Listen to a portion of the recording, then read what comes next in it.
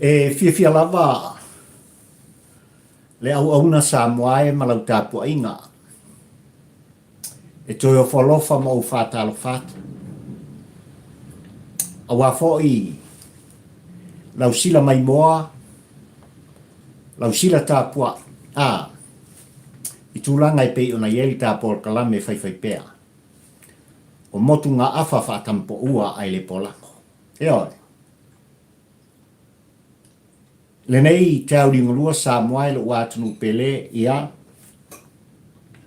Ua whamalo le folau manuia. Whamalo le pale. Malo le tauatai. Se ua whamalo le malaka. Whaafitai i lau tāpua inga. I tonu o le ai o wholaunga e pei on tu alanga tuai papari i le nei.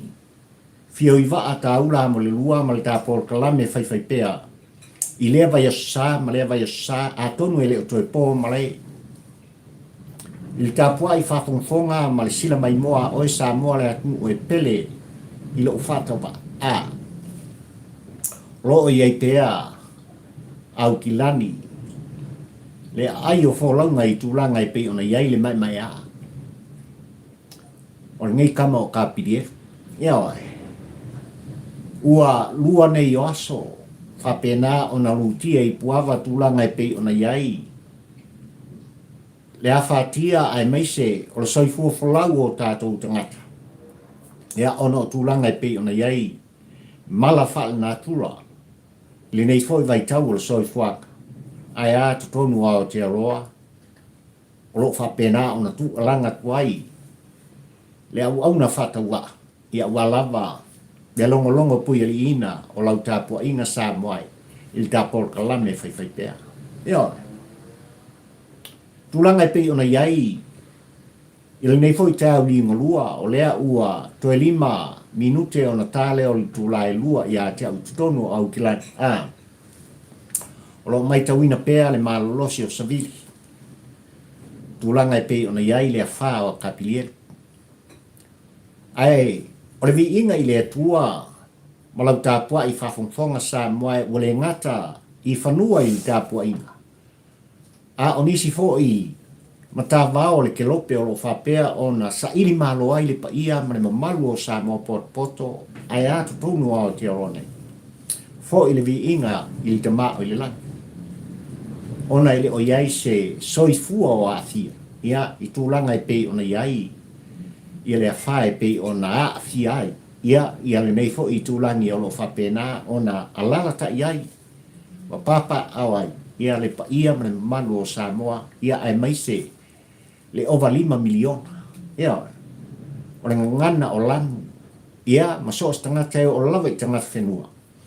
Tūlanga i pei ona iai le awhae o kapiliere. I tutono o New Zealand. O le vi inga siri lea o le tua mo le tama o le rang. Ono o lan tau si alofa. I le soifua mo le tātu ora. Ia e lava ina iai le nei. Po i tau li ngolua mo le nei aso ia i tūlanga i pei ona iai le wha. Ai o lo wha pena ona maulungu pea.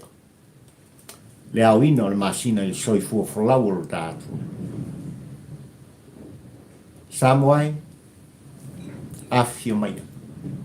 Tala mai ao. Su mai le pa ia ma le mamalu o e Samoa poto i maota nei. Ai se i mori ta i atu se ngā pia. Se oso le malanga. Le sa i linga tūlanga i pei ona iei le au umnanga ma le tautuanga. Ia wā lau tāpua i whafongfonga. I le au tū. Le aunga o aute ma le autu o le launga. A pari i le kampo ua ai le polako. O wafo i lau sila mai moa. Le nei te au lima lua o le tāpol pala. Ue tanga i ane Samoa i tūlanga i pei ona iai upu. O le laina ma vai laina. O le ngana ua autu si ai ma wha autu i ai.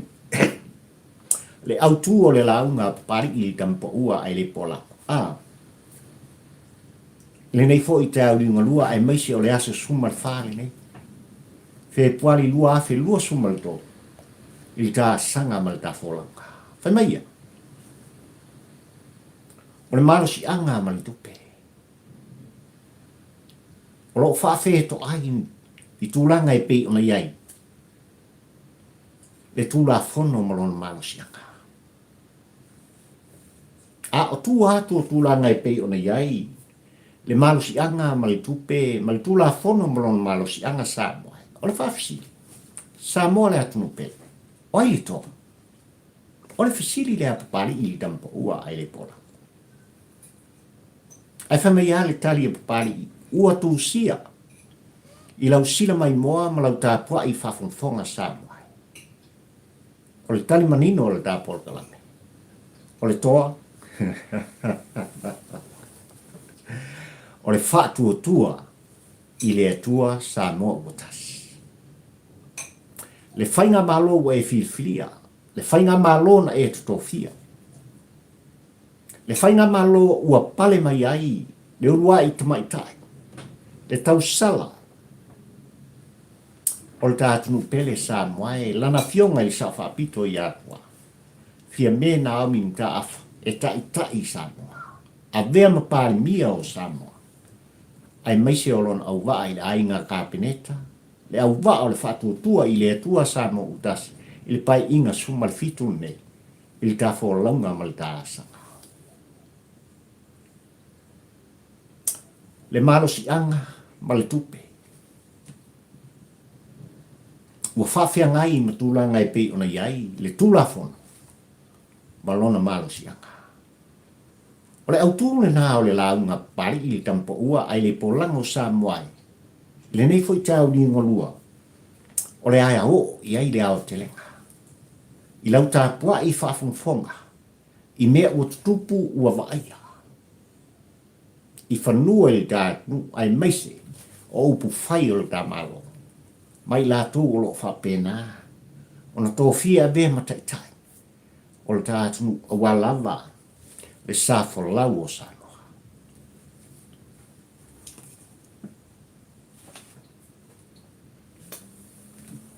i le aso nafi sa moai le atunu pele le o te pō male i tūlanga sa whapena ona tālia le paia mane malu o Samoa ai mai se fo i o le tāpō le kalame whai pē i nisi fo i o sui a whaipule sa whapena ona sa wali ese.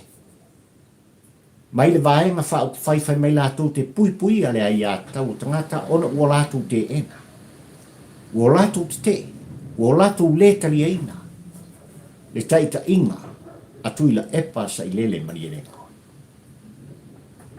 Ona o tūlanga ua lātou i oe ma tali tong i aina ita mali i ma nei fo i taitai o le atunu u Samoa. Ua leo toi malu Samoa i anga masani. Ua leo toi iai se tāua o tui la epa malang taita inga. Ua le ngata i le vaenga whai sao lātou pui no tangi olo. I le wha se fulu tausanga a le lua se fulu tolu tausanga. Nā veai tui la epa patai i mpani mia o le tātu. O le ason na vala a waile mta upu anga i atu i le whetalainga i a ale venai. Tō wha i atu leota ai mai se fōi o le tō wha i a mau si osi pupunai. E leo toi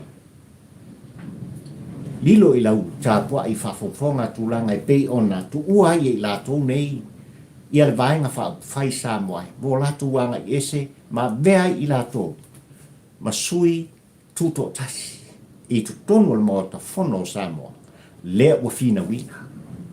I le whamasino ma walunga le tātu le ato toa. Le sao ma le moni. Ona o le lātou wai ata tau whae tangata soifu. E pei ona wha tonu folau mai. E le pula fono wha vai o le tātu nu Samoa. A solua sumalfitu al masina le nei o le awha pēnā. Ona atoa i ai e whātūfunganga e maise o le sa ililinga i le mata upu. Ia e pei ona wāla awina i le aso nafi Samoa. Ai i o le tā pola kalame, ma le tau mulimuri a papali i nei le tampo ua ai le pola. Ewi lava ina tātou tālia i le aso lusu fitu, po se isi fo i aso le a whapena o na tolo i aima umai, i al whai unga mi o tonu al whamasnong maawalunga a Samoa. Ai ole tau tinonga pari i tampo ua ai le pola. E suipi, e manu malo, nei fo i, whai pule e toto, i tūlanga e pei ona lātou fina winare, le ami o tonu, le tali, e tu ina mai e le whamasnong maawalunga o tātou. A tāua tūlanga e pei ona whailo ai, e whitalainga ia ale sona finangalo ina uafsinia e se tasi o Paul Kalame tā ua o lo whapena o na whatinu ina mai le ai o Melpone i au se tālia e le awhionga i apuloto. Ea. I le aso ana nafi ma le pō na pō ai mai se fōi o tūlanga wai ai tustu singa i fisota inga whane i na pō. Tau tino ai e le whetalainga i le ingoa matua i a ale tūlanga. O le upu tau tino ua no more hero pipi. E le mawhai una toi fo mai tu ila epa male hero pipi e tu sa male tu ala. Male tu whono e pei ona tu mahala a wai la tau li teimine. Samoa ma tau te toi fo mai. E tai lu tātu. Ua manino le tu alanga. Alea fo i tau lu teimine. Se tasi o suisi nia o le hero pipi, i tū langa e pei ona iai, lana wa ai, lana wha loko, ai maisi o mafu anga Samoa. Ua ia sa wadi e se ai. Mai petesa, le no fuanga o tapu vai tasi ai, ia fuang fai, ale vaenga fai, matuila epa, lo lato te tai. Esel da. No ken tu. Ol tu alanga na.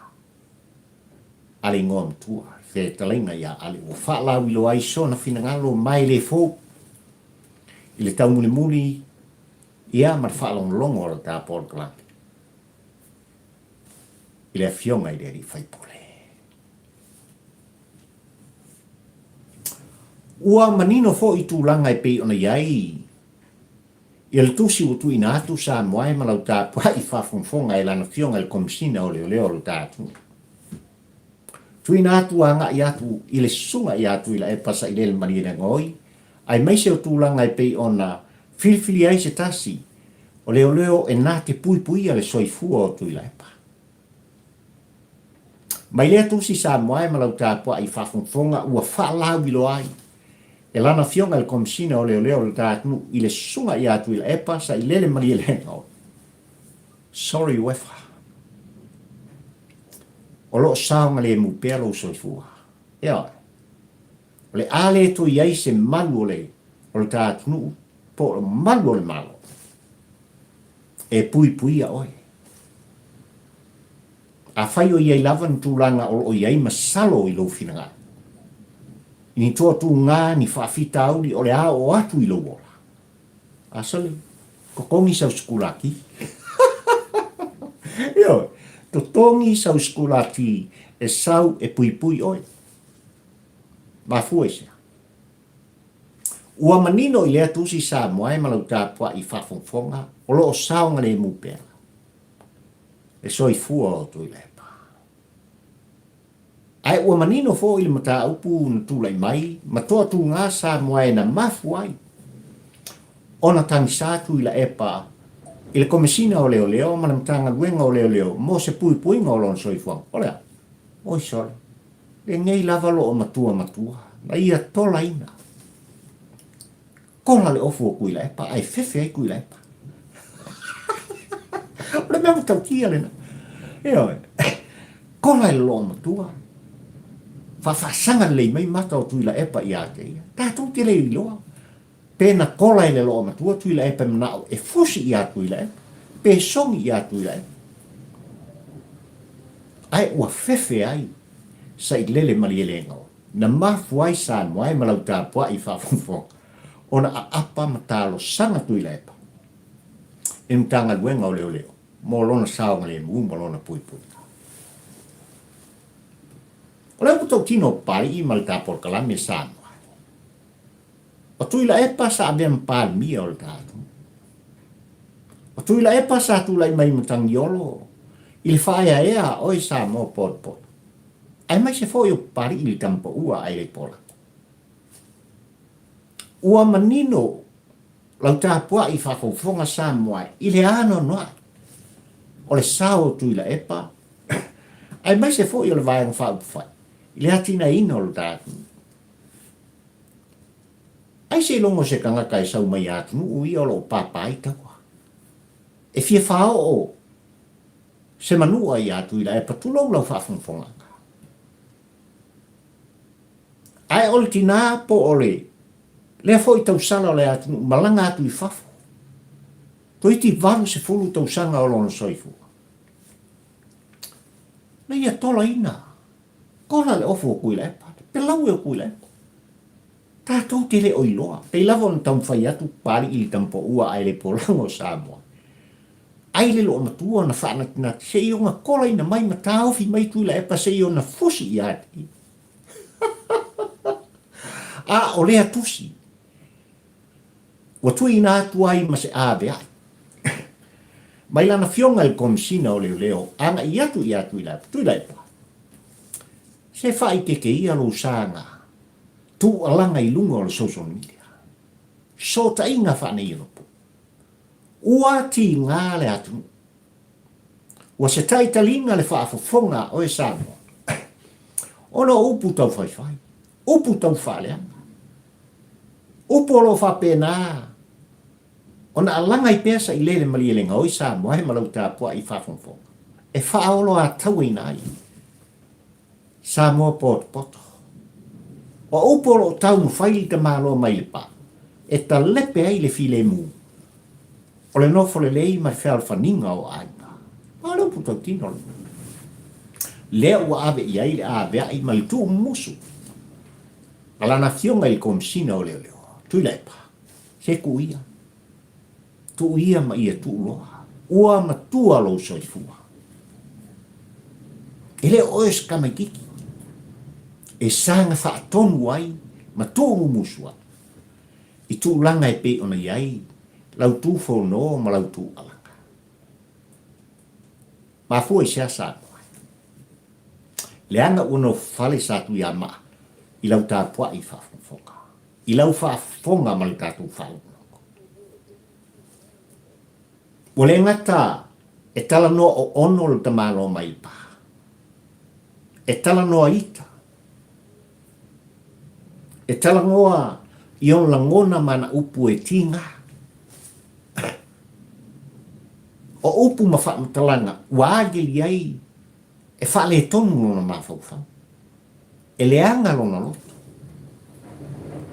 O le titiro le alta por kalame i tūlanga i pi, ona wha talano ai pia. Sa i lele mali le ngoi iana por kalame whaifai pia. O lo ia tau ma whai e wha me vesi, le tāpua i whaafonfonga a Samoa. O langona e mōri tai mai ana whaupunga. E nā te lui tau ina ai, whina ngalo ma loto o tātou tangata. Ina ia whapea o na tau ni muri. I ona mana o mōna langona. Lau puto kino na nā tāpora. E whamana au tu o le launga, a pari i le tampo ua ai le polango i kauri ngolua le nei Samoa. O le malo si anga ma le tupe. Ma le tūla fono, ma lona tā ua ma lona whaonga. E ese le tā ua, o le tuu musu a pulotu ma le autu o le launga whatampo ua ai le polango Samoa, o alava le tā pua i wha. Ua manino le ano noai. O mea ua tula i mai. Ua whapena, ona whetoso ina ai whapautolo loi. Le whafonga tā pua i o e Samoa, ile vai tau le nei, vai tau ni ngoduan. Ono le tu alanga, a tu ila epa mai petesa, le no fuanga. O lo tapu vai tasi ai, Paul Kalame uma. A papa stui mana mai. O le mafuanga foi lea Samoa e wau tō whaafonga ma o whaalonglong. Ua tali mai a fionga i Minster. Ua tali mai. Minster o le whainga malo fili. Sei tau tali ai. Le angi o le matangi o lo whapena o no tō whaafonga ma o whaalongo ia. I la ngona tu alanga o tu le. Ai le mwhai o na whaangaloina e papari i tūlanga e pei o na iai. Nisi o whontanga e maisi al pai inga sumare ono mse mbai aku nei Samoa. Na tū sa o ai le tū alanga atu i la epa mai e whape atu. I le teitai whona o le whatu tua i le atua Samoa utasi i lana fionga. I le minsta o whatu anga mwhai ngā whaiva le sunga le lauli ane mali e toi tūnu le mōtu whono i tia whau. Ke kau whai le mū mai eri. Le anga o oele si whai pisinisi tonu le atuni. Ai ati whai pisinisi. Ai ngau lau whai ngā pisinisi. O le ale tali le lauli le mali toa Samoa. Io. O au le tangata whai pisinisi. Ia na o wola mai afa. O whai pisinisi. Le anga e whai pisinisi. O utupuanga. Ai au. O hau mea whai. Samoa malau tāpua i whawhawhonga o le tali manino le nei atu i lepa. Io, e tele o aia ni pisi nisi atu i lepa. Ai o le pisi nisi atu i lepa. O oe Samoa. O oe Samoa. E matautia ia le whonga Samoa i le tau muli ma le mata le tāpol klami. Se yo o mai ka au i marua le. Le anga ua pine upu atu i lepa. O le upu tau tino na nā pari i kampo ua ai le porako. O ana pisinisi, o oe Samoa, o oe mau, o Samoa poto. Le ale winga o le whautalaka Samoa. Ai whamea la utu o le launga pari i kampo ua ai le porako. Le marusi anga o le tupe. Ma le marusi anga. Paua e na mani. O loo whapena. O na whawhia ngai le taimi le nei. Ma le whaatonunga al tūlafo. Ua ria e mea o tutupu sa kwai. E ano noai. Mea o tūla i mai Samoa i lau tāpua i whawhawhonga. Ua manino tūlanga e pei ona whai unai le au tuo le launga papari i le kampo ua ai le polango i lau tāpua i whawhawhonga. Samoa o ai li toa. O le tari papari i le kampo ua ai le polango. O le toa, o le whātua i le atua Samoa. E toa la na fionga li tamai tai pānia. E toa minista o lan kāpeneta.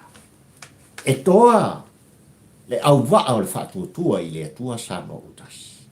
Ole upu tautino. Pafu e sia Samoa. O sei maria.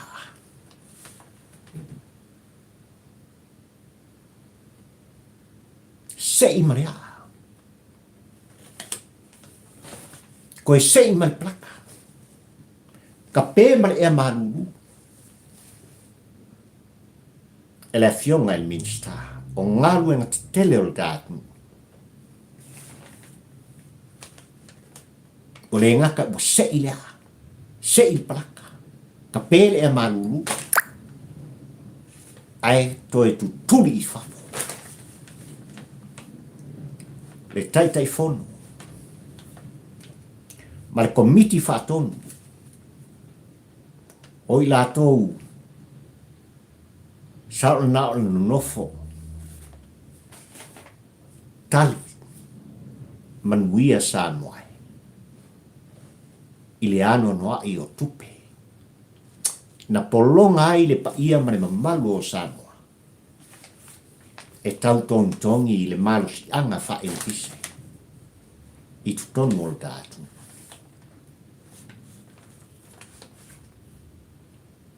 fia ai le toa. Pepe Christian Freud. E le fou le ngoa. O se tasi o tamali i ua lawi loa. E le ngata o i o le CEO o le company telefoni sa tu o langa i papali i tūlanga o leanga. A o lo whapena o na lātou eli tupe ai. I le pa ia ma le mamalu o e sa mō poto le titi sao. Na o mōni mawina ina ua tau nuu le whainga malanga i Samoa. Si nei tamai Samoa. Ai le ma whai o no i ai le ato o toa o le au au nanga le titi sao. O fia ai le toa. Pepe Fluen Samoa. O i o le CEO o le titi sao. O i e nā te pūlea le Lava Hotel. Ai o ia fo i Samoa e malau tāpua i whafunfonga. E nā te tūlai mai i le tūlanga pule. O le company e tā ua o le Greek Samoa Limited. Ai o ia o le teitei fono. Na vea ma teitei fono Samoa he malau tāpua i whafunfonga. I le maros i anga wha elitisi o le kātu o le APC. O le ane mea utupu. O le ane mea utupu i a fia ai le toa. Po le sol muli le a fionga i minsta o ngā runga tele. Le a fionga i a olo i le a ea. E se fili ma se tiapo. Ua tu la i le fionga i minsta i le ami o tonu. Ua whaatino le tō wha lofa mo o e sa mo potpoto. Le anga e whai tau fia, miliona ma miliona. Tupe o lo tau ma whai pea, i le ka whai ngā malo sa moai. O lo ta fili sau noa ai, i la tō sa tō fia, ma tūla i mai i nei tu finga. Tu sa o le fina ngalo o lana fionga i le minsta. I le teitai fono, ai mai se foi o le komiti whafoi, o le EPC o le tātu, o ai le komiti whafoi. O le a fionga i a sa ena. Pongo heso. Ia matua upu, se manu rospita. O mai ingau. Le fai tutoa ua matala. Fafo mo e se loa. Mo ova loko le mawhau i a Samoa mo takata. E le o se ofisa e le o se fale e na un tau mai e wha maruru wai o tau tino mai le vevela ma le asa o le la. E le o ni tō whinga ma se fale e inu wai la o tau iputi. Ma kau kia o mea ka mangi sata. Ua al tae ui marua le sata. Ua le ngata ua sei lea la au mangos. Sei mona. Sei praka. Kiki fafo. Le malo si anga. O le pauam. Ma le tupe sa moai. A whai o le suafa o le sa avea matai te fono. O fia ai li toa. O le matai mai le fio anga o le pa. Le tu malo o lo whapena o na tūlai mai ai papastui. E avea matai tai o le tātu i luas futolu tausanga. O lona wika. E whaingo fie le sotanga. E whaingo fie i lau tāpua i whafonfonga Samoa. Ona e mai tauina. Le pisinisi atu i la epa sa whai. O oe Samoa ma lau tāpua inga. Ua wha ngā solo pea sa i li linga msusuenga. Ala whainga malo ala whātua i le atua Samoa o tasi Samoa. Ina ia tino le manu lauti o le tau ftulinga ma le ano fale o le anava tau le whātua i le atua Samoa o tasi. Ina ia whapea o na mutua i ta sei lunga a o la au. Na tuto ina le whainga malo atu ila epa ma le hero pipi. I tu tonu o le gātu ona sa ilia i lava leo lo la tau lava le leo. Taito lua ma la tau whanau. O tau a inga masota. Talo whai lau tāpua inga Samoa. Talo wha Samoa i lau tāpua inga. Aini nei tau li unua Samoa e mtulanga. Ua wha manatu mai. Ele a whao kapielu. Ia pari ili nei li tampo ua ai le pola. Le malo si anga o lo whapena o na tula i ai. Le a fionga li tamaitai pā mia o le tātu. Le a fionga i a fia mena am ta afa malon au wa. Sa vali i ala o le tula fo. Fatino mea uma i le tula fo. Lea o manino. O lo talia e sa mo pot poto tulanga e pei ona iai le sai li linga ma le susuenga. Al komisi o tofia sa noa. I le ano noa i o tupe al tātu. E le faitau se lau pe faitau afe. E faitau miliona ma miliona. Tupen ta fili sau noa ai. Ma fao ngā le te tawina. Ele to tele o ilato sa o lato lango ina tu ila epa ma le hero pipi. E o lava ia ilato na avea ma minsta. O paia inga ua tuana i atu i lalo le taita inga tu ila epa. Tama ia le tali atu ila epa. I le lauri al mali e toi tono le mauta whanosa. Yo. Tau te leo vaia o au stangata whai business. O lau business. O oe Samoa. O le ale winga. O le sasa anga. Malangona o papastui. Le tamaloa mai le pasa moa i te au inga luon nei lau tāpua i whawhawha. Ua salalau i le ea. O le ngata i le whaalau i loa le au tūstala le tātu.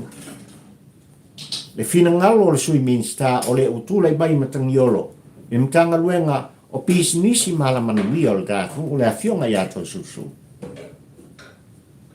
I le to tele o i lato usai tutonu o le mtanga luenga i tūlanga o tātou tangata i malanga mai fafo Samoa i ngā luenga whawhaita. Na whaia lava i lo lato i loa e au noa ma le whaalongo i le whaatonu. Le whātonunga i lalo i ala lo tūlafo. Sa tau no whai atua i le afionga le minsta ma le whainga mai. O le ale me o tūlei mai. O le ale me o tū whāfonga. O le ale tala ua maua e pari i tampo ua ai. Ua whāto ese i lato. O lato whape mai o se ua o lato whaia. He wai makau kia o le whaakolokolo o tangata. E le fou e li tupe a tangata nei i le soifua ma le ola o tama whanau a Samoa, e lau ina mai i whafo. O le mafu anga lea Samoa i le taumuli al tāpol kalaka. Na mafu ai. O na taumawhai le tāwhainga malo, ai mai se o le fionga le minsta, le kāpeneta, e tau fiofi mai. Se i whapena o na whaia whiutanga inga lei. O le ngata, o le batu atu nei o ao, o ne usila mo na teitai. Au se tali, po o whea lava. Mea ngā i ai tama whanau o Samoa, e ngā lulue, awa lava, le mati matina, o le tamau ainga o ainga, whanau nu, ai maise, le kare siapa ia le atua, ai ale maatongi le tamau. Ua le tasi. Watu lasi Samoa le ano noa. O mea ua fetu len. Ua ngai mai luma. Lele ua fola le fala. Ua mai taunu nofo lau tātua i Samoa. I le moni ma le whaamaoni o le tualanga. A le whātua i le atua Samoa utasi. Pe a whai Samoa e tō mai. La tātou pule ia i lātou. E ngaru lue ai, ma tautu ai Samoa. I le moni ma le whaamaoni. Te launga papari i kampo ua ai le pola. Kawa e na mane. Vezes loa e nora. Ai o le whaafisi tele i tua. Samoa oi i tua. Oi i tua.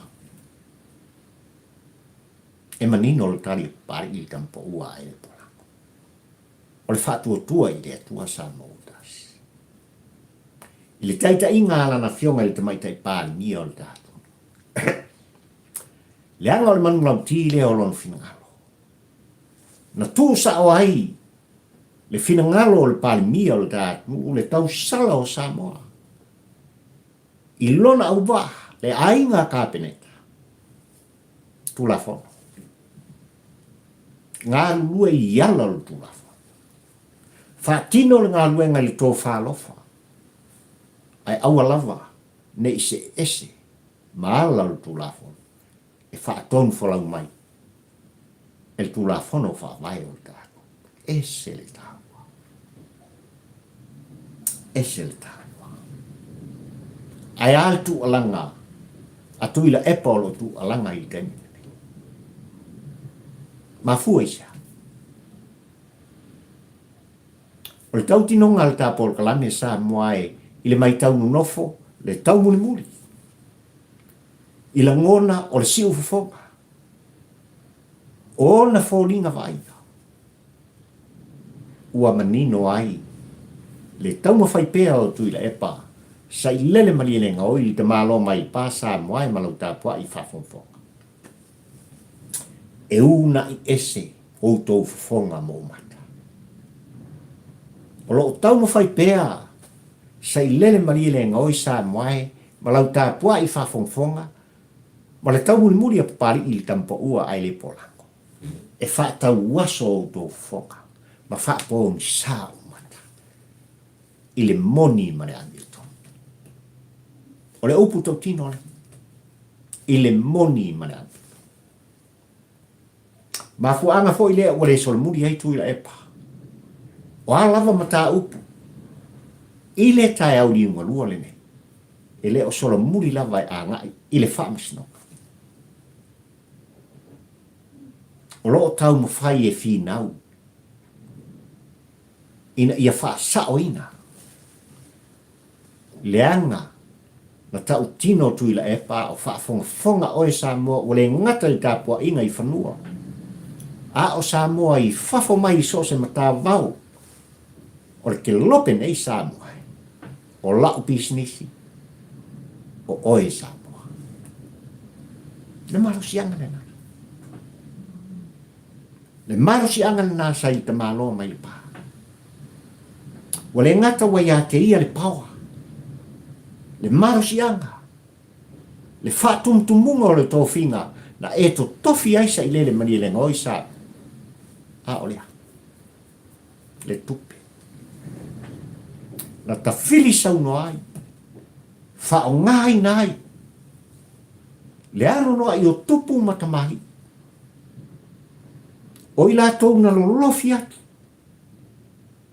O lātou whapeifo i o lātou loto. Tui la epa oi o le alo le mai e toa. Tui la epa oi o le tupu. Tui la epa, you are the man. Tui la epa, you are the number one leader of Samoa. Kaingo ingoi. Aina whaafea le tāpua i whafonfonga o sa. Tā lofa i lau tāpua i. Tā lofa i lau whae. Tā lofa i le whaataua soina. Ma le whaapong sa ina o tō fonga mo umata. I le lua sfutolu tau sanga tula i mai ei te maro. Ai al tau li lua. Le wo tau whaafoka. Le wo whalongo. Wo tau tanga i ma ova. Ile taua. O le tu alanga le te tai o tātu. La fionga le te mai tai pāmia o Samoa. Mai i ala le tu la whano. Tātou sāba vali i ala le tu la whano. A le ua vai au. Me mafuanga foi le Samoa e malau tāpua inga. Wo o lava i tu alanga le lauli an mai e toa. E tau wha mara malama matali atu. I le onga o tua inga. Le tau wha leanga, le tau wha se. O lo o pese ai pea. Tui la epa mai petesa, ai ala le pule riba. Ai wha mea tui la epa. Kau le whamsinu. Kako wo i le whamsinu. E leo solomuli le lauli ane mai atua. E leo solomuli foi. Le minista sa moai. O ngaru te tele al kātu. Le a fionga i a olo. E lea e se fili masti a fiti wahai. E onga. E matauti. Mea ufa pēnā o na tōla lau e tui la epa. E whaalea ngai. Tai o tātu. Ai maise le whainga malo filifilia a Samoa. Na e tutofi, ma e palo taina. Ai whai mai a, le fina ngalo ua lawi lo ai, le whetalainga i le ngon tua i a ale venale. No can do. Yeah, no can do. Kalo whai. Kalo whai i na onga o tui la epa. Le mana onga i la tō o tau muri i a tui la epa. Mo lato whape mai. Ma tau ti toi fo i atu Samoa. E tai. Le safo lau o ta. Ua tau tino. Whetalainga i le ngō matua. Talo whai. E le toi papai. E le toi au vai. Ua ilo ve ai lau tāpua ai whawhonga Samoa. Le tā ua lea Samoa of sota inga whani. Le tā ua leo le social media. Le tā ua leo le ngā luenga. Ale au whasana lau ma le au tu stala le tātu. Le tā ua leo le tu whono ma le tu alanga. Ma motu ngā awha whatampo ua ai le pola. Mai a pari ili nei e au na whatampo. E tu alanga e longo pui ali ina. Le tāpua i whawhonga Samoa i le awatu ma le au mai. The power and the money versus loa e nora. Ai o le fisite. Samoa o ai li toa. O ai e te tili tonu. O ai e te ioe i ai tai au liunga lua nene. Ua ioe le tā polkalame. Ua tali tonu papali i fio i waa ta aula mo le lua le tampo ua ai le polanu. Faa tua i le atua sa mo motas. Ua faa malo fai o le fai faa. Faa ftai la o tō faa pa ia le tō faa poto. Le tō wha alofa. Awa Samoa mo nei mātai au. Awa le lalbaoa o le atu. Awa le tāpua inga i whanua. Mai lava i bango tele. Se o lava i se o pito i titi o la au tinifu. Ai ale tāpua i te talo. Ale pa ia i lau whenganu tofia le atua i lea whata i taulanga. Ma lea tō vine e Samoa. Uo lato sunu i ala. O le alofa, ma le file mu o le atua. Ina ua maita wina. Le onga. Ma le matautia. o le malusi anga o le paua ma le tupe nai lima o tui le pa a le asa mori ai e tui le pa fa tutu le au whainga luenga tutofia le atua le aina sa le bi luma o le whamasi ma fuesa langa tu i la epa i tia whau i le maota fono o Samoa o lau business o oe Samoa o le ale unika pe toe utaia pe tupu pe tamali fa falpolunga o le faletua matausi sa o au matamaitai teine tamai o lava i se pepe i kiti. Ma e o la whapena o na whananau mai o Samoa o la pisi ni silena. Tui la epa lena. Le matau tia lena. Na si sila i fofonga o le langi. Na tō musua i le anganga o le tua. I lau whainga whiwhilinga Samoa i le asoiva o Apilika. Lua afe lua sumaritas. E le mwhai o na whangaloi. I le loto o papari i le kampo ua e le polako. Na e whātula i mai ai le lua spulu limo i tū malo i lau lua i whiwhilinga ma le palo tele ala atu i le pai inga spulu fitulu ne.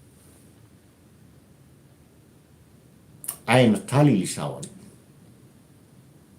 Na tali le fionga i atu ala. Josefo Bonifacio por fetalenga i ate waka. Lea ua mafuai le tūlei mai. O le whātua tua i le tua sa momotas. Talo whai. Na tō mai lava i le laualo tu lou lau whaafonfonga anga sa moai. Le malo si anga o le paua ma le tupe. Na sao whai matui la epa. Sa i lele mali le ngoi. Ai maise o i lato uma sa tau muri muri. Ia papa stoi. Te vaenga wha upu whai mai lato ki. Pui puia. Rea ia te tau o tangata.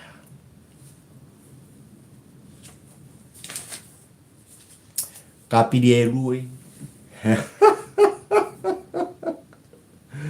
Se ka pidi e rui. Sa wia inaru. Ia. Sau inaru. Ua lava le nare e mafau. A o tā puai le pa ia ma le malu o Samoa i tutonu au kilani. Ma sosi, pi tonu ua fia fatasi i tutonu au te orone. Ai ale lalolani o tangata i sese. Ka pilielu ua lava lea. E ma losi lava. Le atua o le fofoanga. I le malu si anga o kapilielu. Ole tapor kalame le nasa moal uat no pele. Manatua il kampo ua ai le polango sei o longo pui ali ina lau tapua inga ma lau whafongfonganga. Le nei te au lingolua ma le au tua la ngona ma motu ngā afa whatampo ua ai le polango e mōri ta i atuai. Se fe au o wā lau tapua inga. Ia whamanuia le tua o sāpota. Il tātungu pele. Sa mo poto mai lava. I maunga tele si o lava i maunga iti.